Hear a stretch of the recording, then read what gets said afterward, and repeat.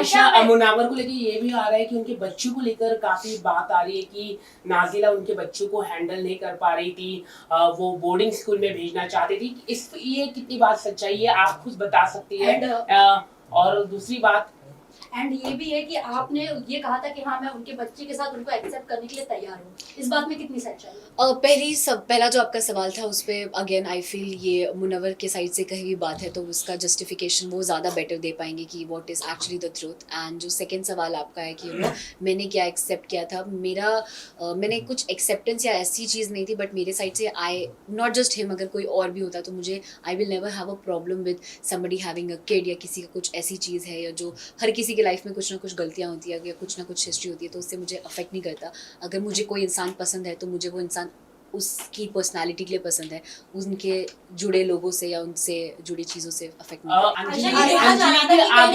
अंजलि अरोड़ा ने भी आगे आके बोला है कि इस तरह की स्टेटमेंट दिया है कि जिस तरह से आपने कहा कि लव गेम म्यूजिक वीडियो, उसी तरह से उन्होंने भी यही कहा है, स्टेटमेंट दिया है कि लड़कियों को इस तरह का फंसाते हैं मुनावा फारूकी। तो आप क्या कैसे देखते हैं?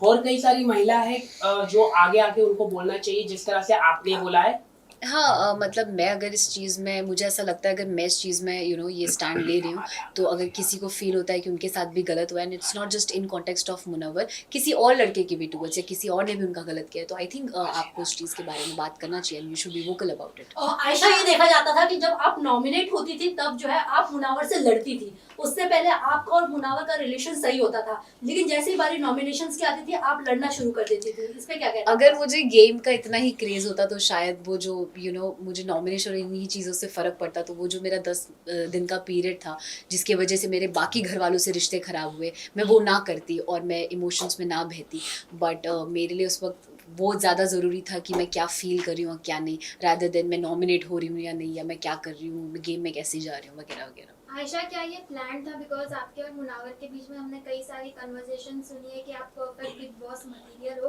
तो क्या यही सब सोचकर आपने बिग बॉस के घर में एंट्री ली थी? नहीं, I take this as a compliment अगर किसी को लगता है कि मैं एक बिग बॉस मटेरियल हूँ, बट नहीं, मैं ये सब सोच के घर नहीं आई थी कि और I think middle class families में तो ये लोगों को पता ही होगा, हम आम घर में भी जब जो फैमिलीज बिग बॉस देखती है, हम घरों पे भी कमेंट करते हैं कि मेरी बेटी तो एकदम मतलब बिग बॉस जाएगी तो आग लगा देगी टाइप्स, तो वो वैसा सॉर्ट ऑफ कमेंट था, एंड नॉट कि उस एक कमेंट की वजह से मैं ये डिसीजन ले लूँ कि मुझे बिग बॉस करना है। आयशा, देखा जा रहा था कि विकी भैया जो है वो आपको गलत तरीके से टच कर रहे थे, बट आपने उस चीज पे स्टैंड नहीं लिया। अगर वहां पे देखा जाए तो वो बहुत ही गलत तरीके का टच था। बिल्कुल भी नहीं, और आई थिंक जैसा आप सब देख चुके हैं कि मैं बहुत वोकल हूँ मेरे साथ जो सही होता है और सही जो गलत होता है उसको लेकर, और अगर मुझे 1% भी 0.1% भी फील होता कि विकी भैया का टच या उनका मेरे टूवर्ड्स कंडक्ट जो है वो गलत है या उनके इंटेंशंस गलत है, तो मैं उसी वक्त उनको रोकती और वहीं शो पे उनको उस चीज़ के ऊपर कॉल आउट करती, बट ऐसा बिल्कुल भी नहीं था। मैंने कभी भी ऐसा फील नहीं किया है कि उनका जो मेरे टूवर्ड्स बिहेवियर है या जो उनका मेरे टूवर्ड्स जो टच है या कंडक्ट है वो गलत है, and he is not the kind of person जो पोर्ट्रे हो रहा है या जैसे वो लग रहे हैं।